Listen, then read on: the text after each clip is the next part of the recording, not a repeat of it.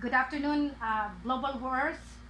Lahat na nakikinig ngayon sa mahal na hari, si Raja Muhammad Gamar Mamay Hassan Abdurrajak, Al Sultan Gamar bin Abdul Gapar, Sultan Jamalul Kiram III. He will be talking about the treaty, the summary of the treaties from Spain up to the Maftilindo, the relevance and the needed action after this coronavirus to be stopped as soon as possible.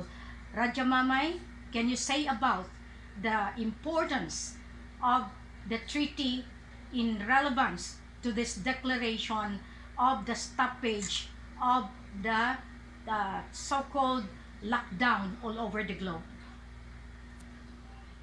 A'udhu billahi minas syaitanir rajim.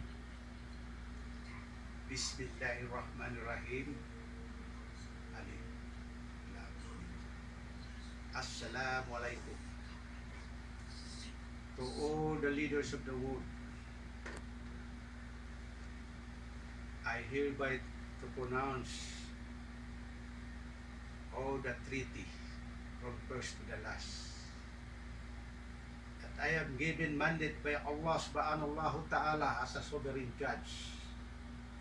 That's why my brain is sovereign judge, my right hand is no one is above the law, my left hand is law and order, while I standing Ashhadu an la ilaha illallah wa ashhadu anna Muhammadan Rasulullah.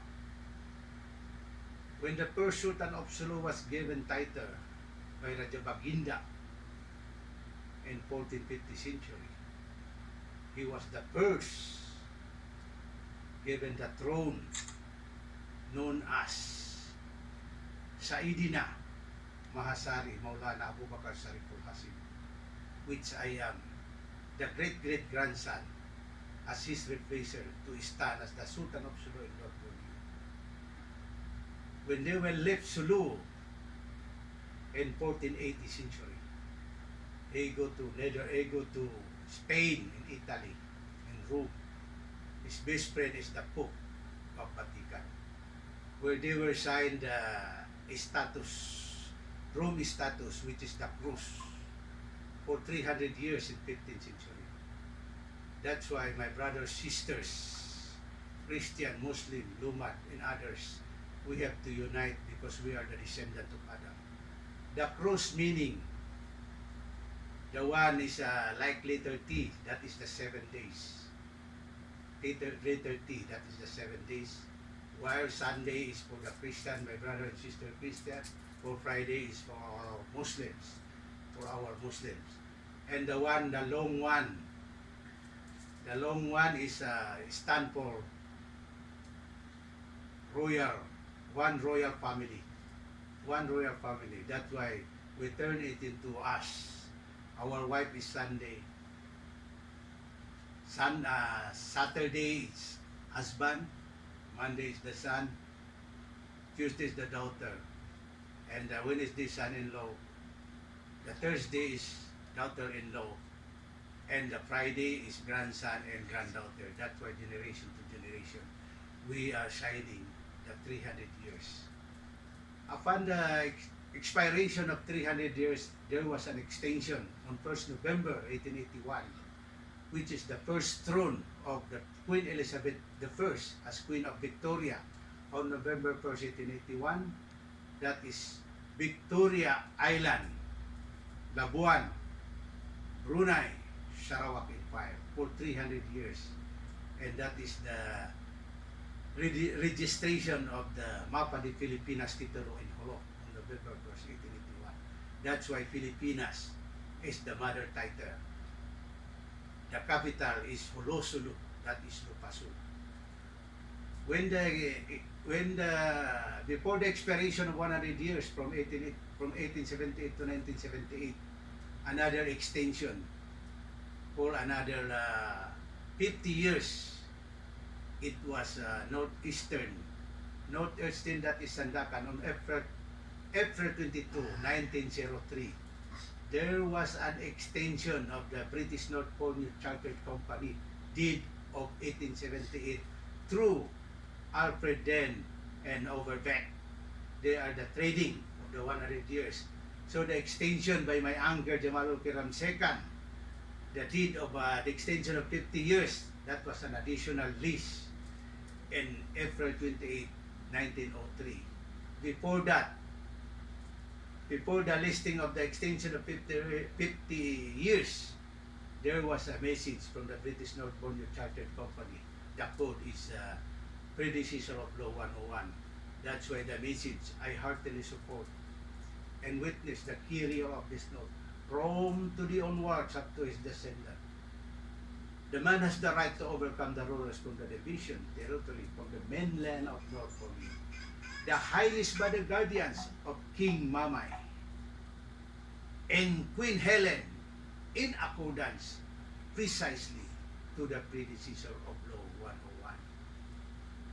And then with the proceed of the Mapilindo. Mapilindo, there are two lease agreements. One listed in 31st July 1963, which is the Federation map road of the Federation of Malaysia, Singapore, Sarawak, Indonesia, Brunei. That is chapter 35, predecessor of Law 101. The chapter 35, that is the Commonwealth Constitution and the Commonwealth Government, which is caretaker by the England government. That's why the expiration last 2002, it was extended. The 2002 was signed by the John Paul II and was extended by Umalali Saifuddin III as the managing director of Mapilindo and cooperating partner of Brunei in 2006 as the years necessary of the Mapilindo Agreement. That's why the years necessary officially sealed by the government of Brunei. My uncle Umalali Saifuddin III. That's why Sultan Hassanal, you have to obey and respect the law of MA 63. This scenario of conspiracy that begin from the Carpenter Agreement was signed on March 22, 1915, when Sultan Jamalul Kiram make an agreement with Frank Carpenter, the governor of America, United States of America. They will agree with the 15 point instead of 16 point. With that 16 point, the America asked for another sovereignty, that is Hawaii, Honolulu. Through Hawaii, the sovereignty of the Carpenter is Hawaii, Honolulu, believe me or not. So the agreement for 100 years, the Sharif power, the power of the Sultan of Sulu was being caretaken by the government of America. American government, especially now the President Trump, honored and returned back the sovereignty power of the Sultan of Sulu. That's why they called Sharif. When they signed the Carpenter, he was positioned in 1935 by his principal advisor, which is Amirul Umrah. Amirul Umrah is the advisor of my uncle. He is the Sultan of Tuli-Tuli, Indonesia, known as Sultan Bantilan. But he assumed the position of my uncle as the Sultan of Sulu in North Borneo when my uncle was poisoned, died in 1935. In 1936, Amirul Umrah became as Jamalul Kiram II. This is now the starting of the scenario of conspiracy that begin also with the Bandung Treaty. Bandung Treaty is illegal treaty. You are all under arrest. Illegal treaty because there is a House Bill 42 concurrent resolution by the House of Congress and the House of Senate, which the Secretary is Nini Pimentel. That Nini Pimentel is the House Secretary, where the 8th Congress, Diosdado Macapagal, and my uncle Abraham Rasul, he says, and Action, and the rest. There are 8 Congress was signed the House Bill 42. And April 28, 1950, they must have to honor this. So the Bandung was implemented in 1958. That will create and begin the Jabida and also proceed with the martial law through the Bandung Treaty in 1958. When President Sukarno, Ahmad Sukarno, he was removed by his General Suharto in 1958, Kudeta in 1958, where General Suharto succeeded to become the first revolutionary President of the Republic of Indonesia, and then they signed to start the Treaty of Bandung from 1958 to 1968 authority, 10 years authority through the head, Rashid Lokman from Aceh, and the first chairman is from Maranao from Marawi, Lanao. And the brain of this is Dorog Malonto, one of the senator in the House of Senator of during the Marcos time, Senator Dorog Malonto, where they create the Jabida. Before the creation of Jabida, Marcos appoint Martileno to become a general. That is called Dante. This Dante create from the 5 person. Diokno, Aquino, Norby, Suarez, Tolentino, Juan Ponce-Rilli. They are the brain of Dante before they recruit in Simonol Tawi-Tawi. 100 Jabida. When the training ready to be completed for 6 months, Marcos assigned Martelino and one of my HAPSAC officer to go proceed to Sandakan to find a place where the Jabida to put the headquarters. When Martelino already reached Sandakan, Marcos called Dato Mustafa, my uncle. Mustafa, arrest Martelino already in Sandakan. So Martelino arrested. Martelino is not executed. He is free in Hawaii, while the one his APSAC officer was being liquidated in Sandakan. So that started the recruitment of 100, did not succeed, and extended another 10 years. This is the one, MNLF, Moro National Liberation Front, for another 100 years, for another 10 years, from 1968 to 1968 to 1978, where the stolen document, the lost and found document, was found in 1985.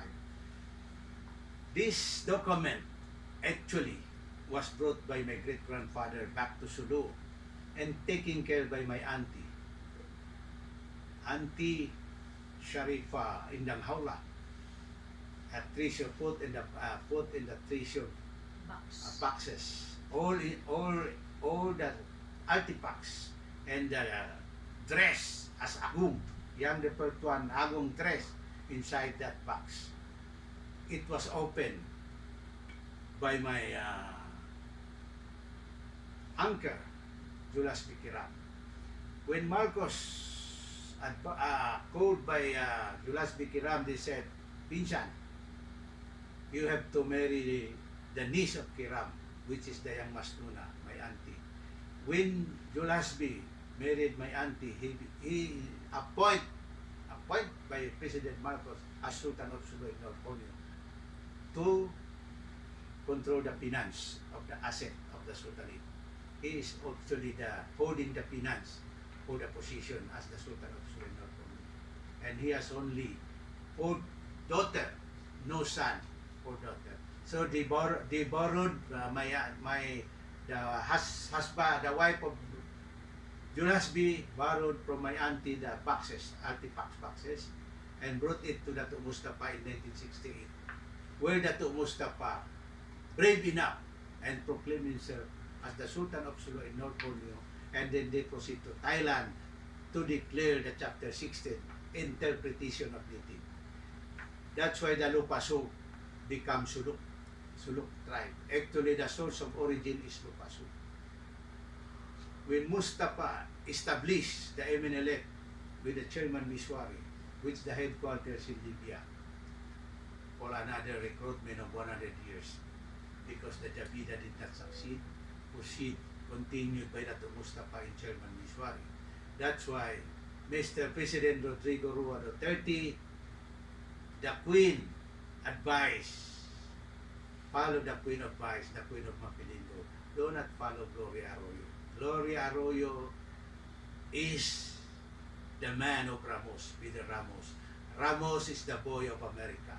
That's why we will not let all the assets of the Philippines controlled by American government, because America is our control. We are the one to control America, not America control the Philippines. Finish the Carpenter. Now the authority of the Sultan of Sulu already hand over to us, to the Sultan of Sulu in North Borneo, which is me, Raja King al-Sultan Gamal bin Abdul Ghaffar as Jamalul Kiram III, and the Queen of Mapilindo, Maria Makiling Helen Fatima Nasaria Panilun Abdurajak, Josimulan Baginda Ali Elizabeth III. He is now in command to control of all the financial asset and putting the law. So on my advice to the MA63, that is a code. The second treaty is in Manila, Malacanang Palace, September 16, 1963. It was signed by my uncle, by my great-grandfather, the first Prime Minister of Malaysia, and the last king of Southeast Asia, which is Raja Hussein Kamaluddin, known as Tunku Abdurrahman Putra Al-Hajj, and Diosdado Macapagal, Philippines, and Ahmad Sukarno, Indonesia. That's why they are going to protect. Malaysia protect the Sabah and Sarawak territory.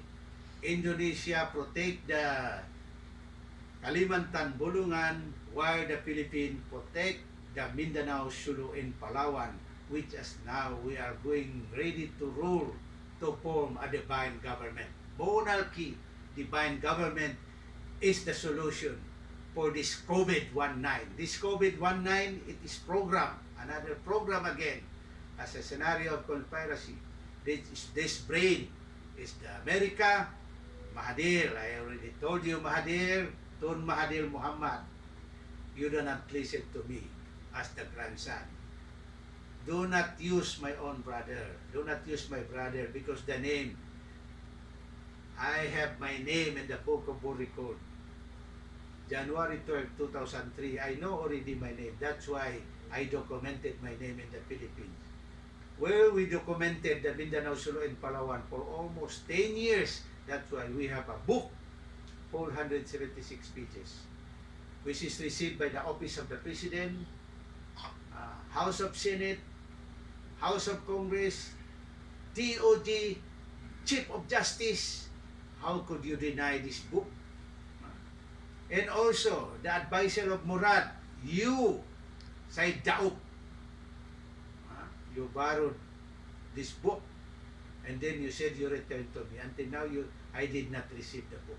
That's why they will use it for the DOL, Bangsaboro Organic Law. And now, BAR, stop. As a sovereign judge, I have the right to stop. I am the true Sultan of Sulu in North Borneo. That's why I advise the Queen to put order for you if you will not respect the treaty agreement. There was a treaty, the last Treaty of Paris in 1925, which is the G5. This is the legitimate treaty. G5 is the legitimate treaty, Treaty of Paris.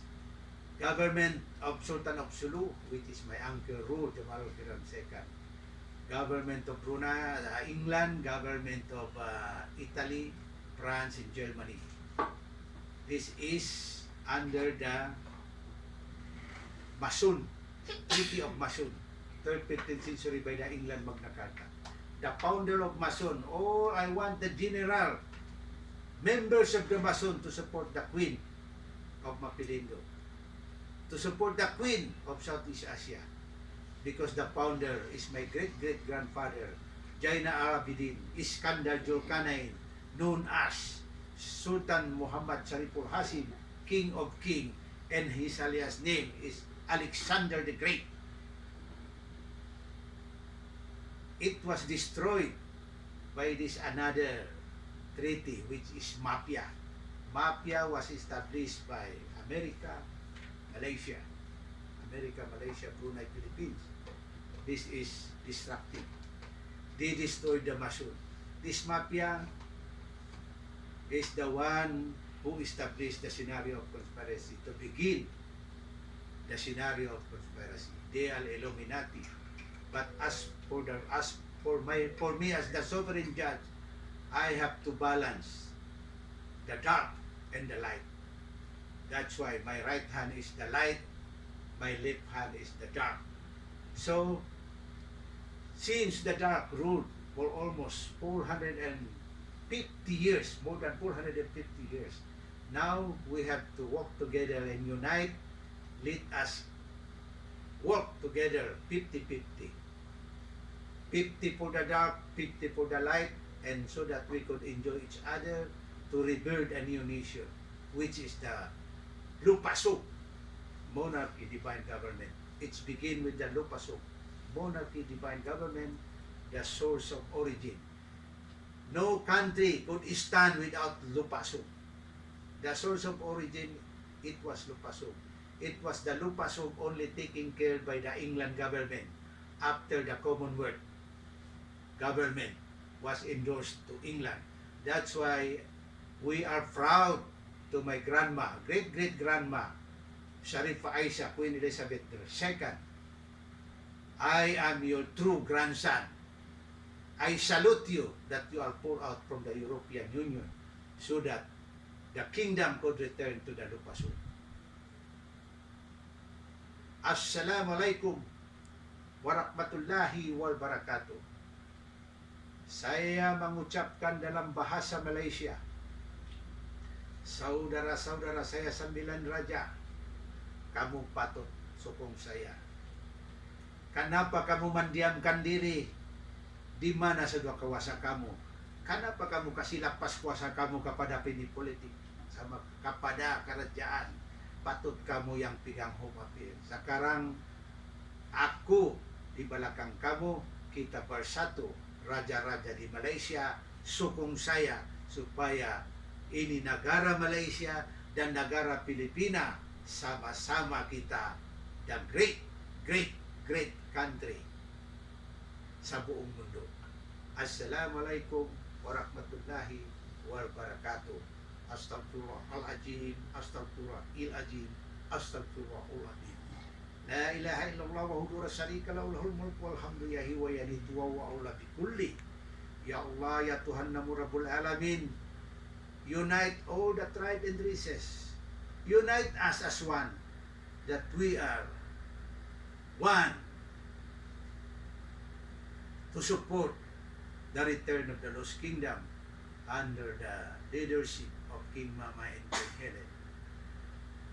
La ilaha illallah wahdahu la syarika lahu, lahul mulku wal hamdu yahi wa yamiitu wa huwa ala bikulli. Ipatutuo mo ang totoo, ipamali mo ang mali. Wahyan. La ilaha illallah wahdahu la syarika lahu, lahul mulku wal hamdu yahi wa yamiitu wa huwa ala bikulli. President Rua Rodrigo, it is now the time. Stop the COVID-19. Don't follow Gloria. Gloria is the destroyer of the Philippines. He is not a Filipino. He is the devil. She is the devil.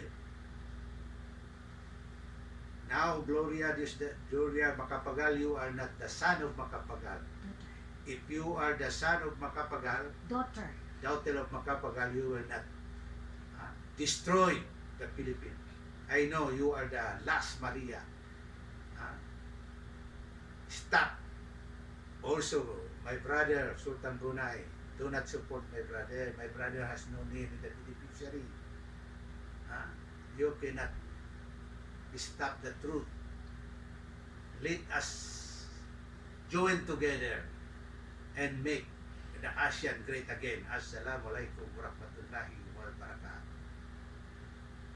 Congratulations, Raja Mamay, for sharing to us the relevance of the treaties that is very important for today's action, the 5 years ended grace period to the American government, to President Trump, related to the Carpenter Agreement with the Sultan of Sulu and North Borneo. We know that they are trying to claim, and this claim ended to the conspiracy. And the conspiracy now is brother against brother, family against family, fighting for the throne, the crown, the scepter, and the birthright. So Queen Mother Elizabeth II is the caretaker of the sovereignty. She knows that the time has come because of the declaration of the divine government. Who are we really to be the one to lead this new generation? First, we are born to be the leader of this era, chosen by God, by Allah. So I thereby ask all those people listening to this voice and to see Raja Mamay there. He is the grandson of Sulu and North Borneo, of Malaysia. That's why the Treaty of Mapilindo is being covered. Conspiracies after conspiracies. Now the conspiracy of the Philippine government, Malaysian government, all the Mapilindo countries still do not adhere to the call for unity, the call for restoration of the new kingdom. We are seated here a long, long time ago because we never been extinct nor out in the premise of the royalty. Many claims, yes, even up to now, someone is trying to steal my name and Raja's name. But since we are now in the rectificatory form of government, whatever you do will be subjected to rectification. There is a Royal Decree 101 that is the redemption, and that is how we already made America defaulted for not adhering to our call.